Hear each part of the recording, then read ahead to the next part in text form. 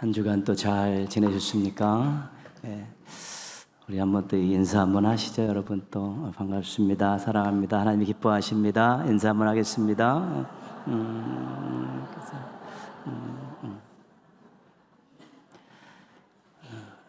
안 하던 거 하면 잘 안 됩니다. 근데 이게 마음에서 이제 허락이 될 때까지는 조금 시간이 필요합니다. 그래도 중요한 것이고 필요한 것이니까 또 만날 때마다 그렇게 인사하셨으면 좋겠습니다. 뚝이나 댐은 흙이나 돌과 콘크리트를 가지고 물을 이렇게 가둬 놓는 그런 시설입니다. 물을 가둬서 홍수도 예방하고 또 흘려보내면서 또 농업용수로 쓰기도 하고 또 발전을 일으키기도 하고 그렇습니다. 뚝이나 댐에 물이 많이 가두어져 있기 때문에 이게 무너지면 아주 큰 일이 일어납니다. 상상할 수 없는 큰 안 좋고 비참한 일들이 일어날 수밖에 없습니다. 그 브라질에서 있었던 그 댐이 한번 무너지는 영상이 촬영된 것이 있습니다. 한번 보시겠습니다.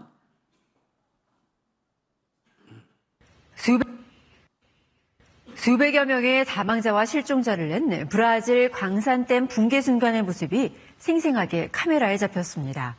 붕괴 뒤 쓸려 내려오는 거대한 진흙더미는 마치 쓰나미처럼 부근 지역을 휩쓸고 지나갔습니다. 상파울루에서 이재현 특파원입니다. 브라질 붕괴된 광산댐 가운데 규모가 가장 큰 첫 번째 댐입니다. 광산업체 CCTV에 찍힌 시간은 낮 12시 28분. 높이 40여 미터의 댐이 한순간에 폭삭 주저앉습니다. 댐에 가둬둔 폐기물, 침칠수와 함께 토사가 솟구친 뒤 마치 쓰나미처럼 쓸려 내려옵니다. 토사는 진흙으로 변해 댐 바로 아래 철광석 야적장을 덮칩니다. 화면 왼쪽에서 용암 같은 거대한 진흙더미가 밀려 들어옵니다. 화면 위쪽에서도 흙먼지를 일으키며 진흙이 쓸려 내려옵니다. 흰색의 차량 한 대가 깜짝 놀라 피할 곳을 찾지만 진흙 쓰나미에 놀라 어쩔 줄을 몰라 합니다. 화면 오른쪽에서도 진흙더미가 덮쳐오자 또 다른 차량이 피해 달아납니다. 이 진흙더미는 아랫마을까지 덮쳐 사고 일주일째인 지금까지 110여 명의 시신이 진흙 속에서 수습됐습니다. 그러나 아직까지 230여 명은 실종 상태로 남아있다고 브라질 당국은 밝혔습니다. 상파울루에서 KBS 뉴스 이재환입니다. 댐이 무너지니까 수백여 명의 상상할 수 없는 그런 일들이 일어나죠. 거의 재앙 수준입니다. 그 댐이 한번 무너지니까 이것은 인간의 힘으로 막을 수가 없습니다. 처음에 댐도 일정 부분 작은 부분이 있어서 그 약한 부분에 균열이 생기면서 아마 시작되었기 때문에 그것들이 잘 예방되지 않고 한번 무너지기 시작하면 감당할 수 없고 무너진 이후에는 정말로 원치 않는 그런 일들을 만나게 되는 것입니다. 사람도 마음이 무너지고 공동체도 나름대로 울타리가 무너져 버리게 되면 참으로 원치 않은 일들을 만날 수밖에 없습니다. 오늘은 출애굽한 이스라엘 백성들이 어떻게 뚝이 무너지는 그런 일들을 경험하고 그것 때문에 어떤 일이 생겼는가 한번 우리가 살펴보고자 합니다. 출애굽한 이스라엘 백성들이 이제는 애굽을 나왔습니다. 그래서 가나안 땅을 향해 출발했는데 처음에 서쪽 해안길을 따라 블레셋 땅으로 들어가면 쉽게 가나안 땅에 도착할 수 있었습니다. 그런데 하나님께서 그 부분을 허락하지 않으셨습니다. 출애굽기 13장 17절에 그 이유가 나와 있는데요. 바로가 백성을 보낸 후에 블레셋 사람의 땅의 길은 가까울지라도 하나님이 그들을 그 길로 인도하지 아니하셨으니 이는 하나님이 말씀하시기를 이 백성이 전쟁을 하게 되면 마음을 돌이켜 애굽으로 돌아갈까 하셨음이라. 준비도 안 된 이스라엘 백성들이 블레셋 땅의 길로 가다가 전쟁을 치를 때 그때 엄청나게 마음들이 다 약해져서 애굽으로 돌아가자 짐을 싸고 마음들이 바뀔까 봐 하나님 그 길로 인도하지 않으시고 광야 길로 방향을 트신 것입니다. 하나님의 배려입니다. 기적적으로 홍해를 건너고 광야를 지나서 시내산에 도착합니다. 그래서 하나님과 언약을 맺고 또 율법을 받고 성막을 제작했습니다. 1년여 동안 있다가 거기서 출발해서 북쪽 땅에 올라갔을 때 가데스 바네아라는 곳에 도착을 합니다. 하나님께서 가데스 바네아에서 이스라엘 백성들을 가나안 땅으로 인도하겠다고 작정을 하십니다. 두 번째 길입니다. 그래서 12명의 정탐꾼을 각 지파별로 차세대 그런 지도력을 갖춘 젊은 그런 일꾼들을 뽑아서 정탐꾼으로 이제는 가나안 땅으로 보냅니다. 그런데 이들이 돌아와서 의견들을 보고하는데 10대 2로 의견이 갈라졌습니다. 10대 2로 갈라졌습니다. 근데 이 10대 2에서 이 10명의 사람들이 원체 수가 많기 때문에 이들의 보고가 채택될 수밖에 없었습니다. 2명의 여호수아와 갈렙의 의견은 어떤 것이었냐면 30절에 성경에 보면 30절로 확인하겠습니다. 중간에 보시면 우리가 곧 올라가서 그 땅을 취하자 능히 이기리라. 갈렙과 여호수아는 올라가자. 이길 수 있다. 그 땅은 우리 것이다. 이렇게 충만한 모습, 당당한 모습 가지고 긍정적인 보고를 하게 됩니다. 그런데 나머지 10명의 의견은 달랐습니다. 31절 말씀해 보시면요. 조금 가시면 이르되 우리는 능히 올라가서 그 백성을 치지 못하리다. 그들은 우리보다 강하니라. 올라가지 말라. 패할 수밖에 없다. 우리 죽는다. 낙심한 모습으로 의기소침한 모습으로 부정적인 보고를 하게 됩니다. 12명이 처음 정탐꾼이 갔을 때 그들은 하나님이 약속하신 그 땅이 어떤 것인가 이런 설레이는 마음을 가지고 정탐을 떠났을 것입니다. 그런데 돌아와서는 이 10명의 정탐꾼의 마음의 뚝이 다 무너져 버렸습니다. 그들이 가데스 바네아에 오기까지 정탐을 떠나기까지 하나님께서 애굽의 바로 왕을 무릎 꿇리시는 그것을 목격을 했습니다. 홍해를 가르시고 이스라엘 백성들을 맨 땅을 걸어가듯이 홍해를 건너가게 하신 하나님의 놀라운 능력도 경험을 했습니다. 광야에서 만나와 메추라기 위하 반석에서 물을 통해 그들을 먹이시는 것을 그들이 경험했습니다. 시내산에 와서는 하나님의 백성이라고 하나님께서 칭해 주셨고 또한 가나안 땅에 대한 약속도 이미 오래부터 받았습니다. 젖과 꿀이 흐르는 땅을 너에게 인도하고 너에게 주겠다는 하나님의 약속도 받았습니다. 실은 가데스 바냐에 도착했을 때는 모든 것이 다 구비되고 준비되었습니다. 이제는 정탐을 마치고 와서 하나님의 명령에 따라 올라가기만 하면 되는 일이었습니다. 이제 그런 상황이 다 준비가 되어 있는데 10명의 정탐꾼들이 정탐을 하고 나와서 마음의 뚝이 무너지면서 완전히 황폐해 버린 것입니다. 믿음이 전부 사라져 버렸고 소망도 잃어버렸고 정말 하나님에 대한 그 어떤 것도 남지 않도록 마음의 뚝이 무너져 갖고 완전히 황폐한 마음들이 되어버린 것입니다. 이 10명의 정탐꾼의 마음의 뚝을 무너뜨렸던 이 작은 균열이 무엇이었냐는 것입니다. 33절 말씀에 그 내용이 나와 있습니다. 거기서 네피림 후손인 아낙 자손의 거인들을 보았나니 정탐꾼들이 가나안 땅에 가서 그 땅의 소산들, 땅의 모습들을 다 보면서 너무 기뻐했습니다. 그래도 누구를 발견했냐면 아낙 자손을 발견했습니다. 창세기 6장에 나오는 네피림의 후손인 이 기골이 장대한 용사 같은 그런 족속들입니다. 그 가나안 땅에서 아낙 자손을 보면서 10명의 정탐꾼들 마음속에 두려움이 생긴 것입니다. 어떻게 두려움이 생겼냐면 33절 뒷부분에 보시면 우리는 스스로 보기에도 메뚜기 같으니 그들이 보기에도 그와 같았을 것이니라. 그들과 비교하면서 자신들이 메뚜기 같이 생각이 된 것입니다. 우리는 메뚜기 같은데 그 기골이 장대한 용사들과 싸워서 우리가 어떻게 이길 수 있느냐. 이제 이런 생각들이 두려움 속에서 부정적인 생각들이 자꾸 생겨나게 되면서 그들의 마음속에 정말 약속에 대한 소망도 하나님에 대한 능력도 점점 사라지는 황폐한 마음으로 변하게 된 것입니다. 마음의 뚝이 무너지고 부정적인 생각들이 그들을 압도하게 되자 그들이 이제는 이상한 말까지 합니다. 32절 말씀 보시면요.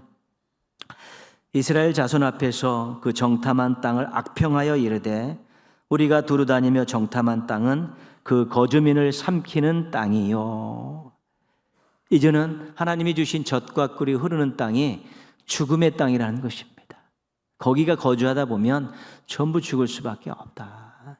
하나님이 주신 땅이 젖과 꿀이 흐르는 약속의 땅이 아니라 우리의 무덤이 되는 죽음의 땅이다. 그렇게 그들이 땅을 악평하고 있는 것입니다. 이들이 두려운 마음을 잊어버리고 마음의 뚝이 무너지며 부정적인 생각들이 막 올라오니까 결국에는 이 땅이 하나님이 주신 땅이 아니라 우리를 죽이는, 우리의 무덤이 되는 죽음의 땅이라고 악평까지 하게 된 것입니다. 그러면 이 말은 무엇인고 하면 이들은 하나님의 약속을 부정하고 있는 것입니다. 젖과 꿀이 흐르는 땅을 주시겠다고 그랬는데 자신들이 볼 때는 죽음의 땅이니까 하나님의 약속이 아무것도 아니라는 것입니다. 그리고 이들은 하나님의 능력을 부정하고 있는 것입니다. 애굽의 바로 왕을 꺾으셨던 그 하나님께서 안악자손 정도는 가볍게 제압하실 것이라는 이런 생각은 꿈에도 갖지 못하고 하나님께서 안악자손을 얼마든지 우리를 대신하여 싸워서 이길 것이라는 그런 생각들은 다 던져버리고 이제 우리는 죽었구나, 우리는 패했구나, 이런 생각으로 그들의 마음과 생각이 가득 차버리면서 이제는 정말로 모든 것들을 다 잃어버리고 모든 것들을 다 부정한 믿음 없는 자의 모습으로 지금 백성들 앞에 부정적인 보고를 하고 있는 것입니다. 마음의 뚝이 무너진 이 10명의 정탐꾼은 부정적인 두려움 때문에 부정적인 생각을 갖기 시작하면서 사랑의 하나님, 능력의 하나님, 그 하나님이 주신 약속, 이런 것들을 전부 다 쓸려내보내는 그런 비참한 그런 마음가짐을 갖고 그런 믿음을 가진 사람들이 되어 있었던 것입니다. 그래서 어떤 일이 일어났냐면 첫 번째는 공동체를 흔들어 버렸습니다. 그들이 저 땅은 젖과 꿀이 흐르는 땅이 아니다, 우리의 죽음의 땅이다, 우리의 무덤이다, 그렇게 백성들에게 보고하니까 백성들이 밤새 통곡을 하며 부르짖습니다. 그리고 여호수아와 지도자들을 원망하기 시작합니다. 그리고 나서 짐 싸자, 다시 애굽으로 돌아가는 게 낫다. 하루아침에 소망을 가지고 하나님의 명령을 따라 가나안 땅을 향해 나아갔던 이 공동체가 하나님의 약속도 부정하고 하나님의 능력도 의지하지 못하고 다시 그 종살이하던 애굽으로 돌아가자고 쿠데타를 일으킬 정도의 공동체로 완전히 와해돼 버린 것입니다. 정탐꾼들의 마음의 뚝이 무너지는 것이 공동체의 뚝을 무너뜨리는 엄청난 재앙을 가지고 온 것입니다. 결국 어떻게 됐습니까? 이 가데스 바냐의 바란 광야에서 38년 동안 뺑뺑이를 돌게 됩니다. 1세대의 모든 출애굽한 백성들이 다 죽을 때까지 하나님께서 거기서 계속해서 그들을 머물게 하고 뺑뺑이를 돌게 하신 것입니다. 하나님의 심판을 받은 것입니다. 거대한 댐이 무너져 갖고 그 물과 토사가 흘러가서 많은 가옥들을 덮고 인명피해를 냈던 그런 재앙을 우리가 요즘 많이 접하게 되는데요. 한 사람의 믿음을 가진 사람들의 마음에 뚝이 무너져 가지고 부정적인 그런 말들과 행동들을 쏟아놓기 시작하면 그것이 공동체를 흔들어 놓고 공동체를 파괴하고 그 공동체가 하나님의 사랑의 대상이었는데 나중에는 심판의 대상으로 전락하는 그런 비참한 결과를 초래할 수 있다는 것이 우리가 이 가데스 바냐의 정탐을 통해서 우리가 배울 수 있는 교훈인 것입니다. 전도는 하나님께서 기뻐하시는 것입니다. 전도는 예수님의 지상명령입니다. 전도는 우리를 성숙하게 하고 우리를 행복하게 하는 일입니다. 전도는 우리가 다른 사람에게 인생 최고의 선물을 주는 그런 일입니다. 아주 귀한 일이고 아주 행복한 일입니다. 그런데 이 귀하고 행복한 일이 성도들에게는 부담이 되고 있는 것입니다. 흔쾌한 일이 되어지지 않고 즐거운 일이 되지 않고 있는 것입니다. 물론 나름대로의 성격일 수도 있습니다. 지금 사람들을 만나고 수줍음을 타고 부끄러움을 타고 누구에게 무언가를 좀 요구하는 것을 굉장히 못하시는 분들은 이런 것들이 굉장히 부담이 될 수도 있습니다. 그리고 그 상대방의 반응 때문에 두려운 마음이 들기도 하는 것입니다. 플로그 하우스 박사라는 분이 이런 말을 합니다. 거절에 대한 두려움이 실제로 거절당하는 것보다 더 두렵다. 우리가 주사를 맞기 전에 아이들이 막 울고 난리를 치지 않습니까? 근데 맞아보면 따끔하면 또 그런 두려움들이 사라지는데, 맞기 전까지 두려워하듯이 무언가 내가 이걸 이야기했을 때 저 사람이 이상한 반응을 보이면 어떡할까? 저 사람이 거절하면 어떡할까? 이런 두려움들이 엄습해 들어오면 이를 시도를 하기조차 어렵다는 것입니다. 주춤주춤하고 많은 것입니다. 실은 확신이 없기 때문이기도 합니다. 말 한마디로 사람들이 바뀌겠는가? 내가 말한다고 저 사람이 좋은 반응을 보이겠는가? 나는 말 주변이 없는데 나 같은 사람의 요구를 들어줄까? 이런 생각들이 들면 이 두려움이 커져서 누구에게 가서 말 한마디 못할 수밖에 없다는 것입니다. 결국 오만 생각에 사로잡히다가 이 두려움을 떨쳐버리지 못하면 이제 부정적인 생각에 꽉 사로잡혀 있습니다. 압도당하고 마는 것입니다. 그러면 이런저런 자기 합리화도 시키며 또 이런 환경 탓도 하면서 그렇게 무관심하게 그렇게 세월을 보내다가 나중에는 또 심한 경우는 전도 자체를 부정하는 일까지 생겨나는 것입니다. 아무리 귀하고 행복한 일이라도 마음의 뚝이 무너지면 시도할 생각조차 하지 못하는 것입니다. 그러다 보면 평생 한 번도 전도를 하지 못하는 사람도 있고 한 명도 세례교인도 세우지 못하는 사람도 생겨나는 것입니다. 실질적으로 목회 데이터를 통해서 발표된 내용을 보면 신앙인들의 60%, 70% 그 사이가 한 번도 전도를 안 해본 사람이 있고 한 명도 세례교인을 세워보지 못한 사람은 더 많이 있다는 것입니다. 우리에게 두려움을 줘서 부정적인 생각을 들게 해서 이 귀하고 행복한 일을 하지 못하게 하는 일들이 어디서 오겠습니까? 그것은 우리의 마음에 두려움을 줘서 부정적인 생각을 갖게 해서 우리의 마음의 뚝을 무너뜨리는 우리 악한 것들의 수작이라는 것을 우리가 잊지 말아야 되는 것입니다. 우리의 마음에 두려움을 줘서 마음의 뚝을 무너뜨리고 부정적인 생각들로 압도당하게 하면 전도뿐만 아니라 그 어떤 일도 하지 못하게 되는 것입니다. 하나님이 기뻐하시는 일이라면 어떤 대가를 치르더라도 해야 하지 않겠습니까? 예수님의 명령이라면 어떻게 해서라도 순종해야 되지 않겠습니까? 자신을 성숙시키고 자신을 행복하게 하는 일이라면 도전해 볼 만한 가치가 있는 것 아니겠습니까? 다른 사람에게 인생 최고의 선물을 주는 일이라면 사랑의 마음을 가지고 시작해 봐도 괜찮은 것 아니겠습니까? 보도 세포라는 분이 요즘 유명하신 분인데 이기는 습관이라는 책에서 이런 말을 합니다. 우리는 어떤 변화를 원할 때 무심코 상황을 변화시켜야 한다고 생각한다. 하지만 무엇보다 먼저 자신이 변해야 한다. 자신을 바꾸지 않으면 아무것도 바뀌는 것이 없다. 우리의 마음의 뚝이 무너졌는데 상황을 아무리 바꿔도 변화는 일으킬 수 없습니다. 우리가 전도에 대한 어떤 생각에 대한 두려움들을 떨쳐버리고 믿음을 가지고 여호수아와 갈렙같이 긍정적인 생각에 압도당하고 하나님의 사랑과 능력을 의지하며 도전하게 될 때 상황이 바뀌는 것이지 상황이 먼저 바뀌는 일은 거의 없는 것입니다. 스티커를 여러분들에게 하나 나눠드렸는데요. 하나는 이렇게 성경책에 이렇게 앞에 딱 붙이셔서 성경을 늘 읽기 전에 한번 이렇게 보시고, 또 하나는 운전하시는 분은 이렇게 자동차에 붙이시고 집에서 가장 많이 본인이 앉아 있는 곳에 이렇게 붙이시고 또 핸드폰에 붙이셔도 좋습니다. 여기서 우리가 띄워놓으시죠. 캐릭터는 조금 문제 소지가 있어서 방송이기 때문에 제가 지웠는데요. 1126은 무엇입니까? 누구 집 전화번호 같은데요. 11월 26일 우리가 마지막으로 우리가 작정하시면 초청하는 날입니다. 생명 터치데이 11월 20, 5321은 뭐냐? 앞으로 5321, 5321, 5321 이렇게 계속 중얼거려야 되는데요. 한번 제가 한번 해볼게요.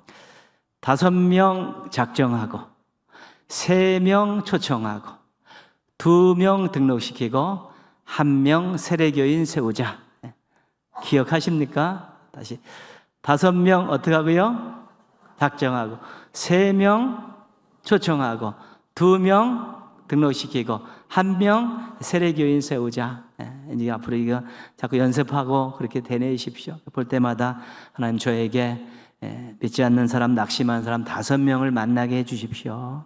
그들에게 내가 초청했을 때 그들이 3명이 응답하게 해주시고 2명 정도는 그래도 한번 등록시키시고 정말 믿지 않는 사람, 예수님 모르는 사람 1명은 제가 꼭 세례교인으로 세울 수 있도록 도와주십시오. 볼 때마다 기도하십시오. 기도하고 도전해야 변화가 일어나는 것입니다. 우리가 이렇게 막 하려고 해도 우리의 마음에 두려움이 찾아와서 부정적인 생각을 이겨내지 못할 때가 많습니다. 그걸 위해서 우리가 새벽 터치 48일 기도회를 이렇게 딱 정해 놓은 것입니다. 여러분들에게 작정서를 나눠드렸는데 48일 한번 다 도전해 보겠다 그러면 동그라미 쳐서 내시면 되고요. 나는 건강상 또 직장상 여러 가지 많은 어려움이 있어서 많이는 못하겠다. 그러면 자기들이 원하는 만큼 도전할 만큼만 달력에다가 동그라미 치셔서 내시면 됩니다. 한 가지 부탁드릴 것은 토요일은 좀 작정하셨으면 좋겠습니다. 필수적으로. 토요일은 조금 그렇고요. 그 다음에 직장인들 잘 안 되시면 주일날 작정하셔서 그렇게 하시고요. 어떤 분은 또 그냥 한 주간으로 이렇게 작정하셔도 좋습니다. 왜냐하면 단 하루라도 작정하시기를 원합니다. 기도하지 않고는 우리가 마음의 뚝을 지켜낼 수가 없고 무너진 뚝을 세울 수가 없습니다.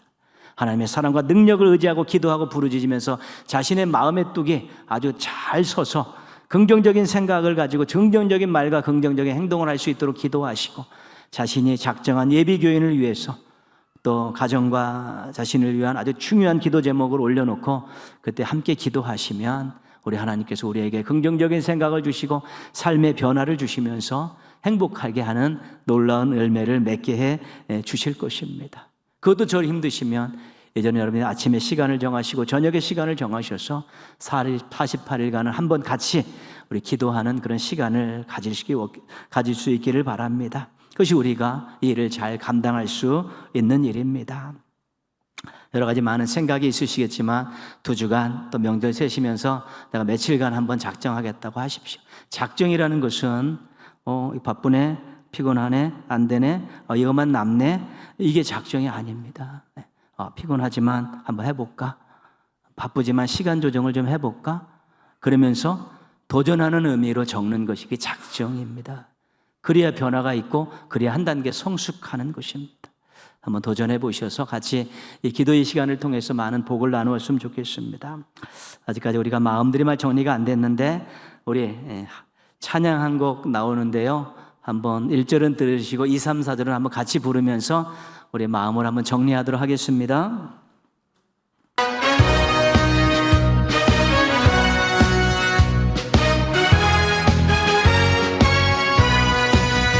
할 수 있다 하신 이는 나의 능력 주 하나님 의심 말라 하시고 물결 위를 걸라 하시네.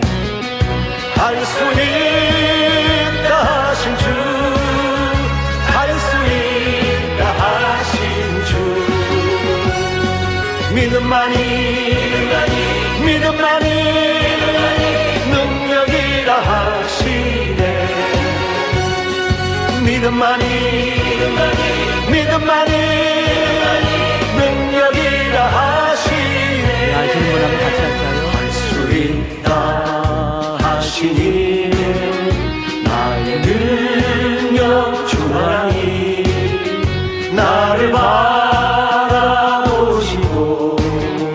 능력 준다 하시네.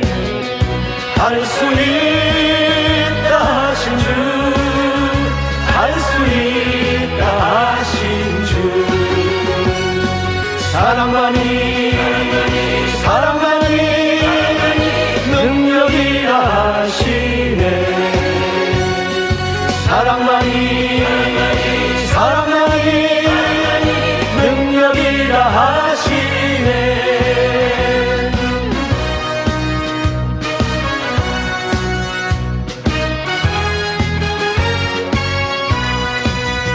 할 수 있다 하시니 나의 능력 주 하나님 주저 말라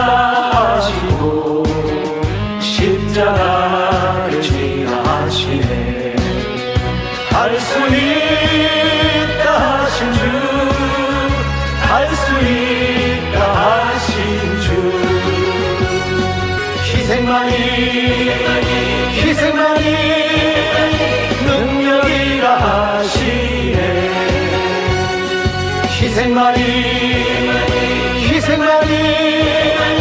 능력이라 하시네.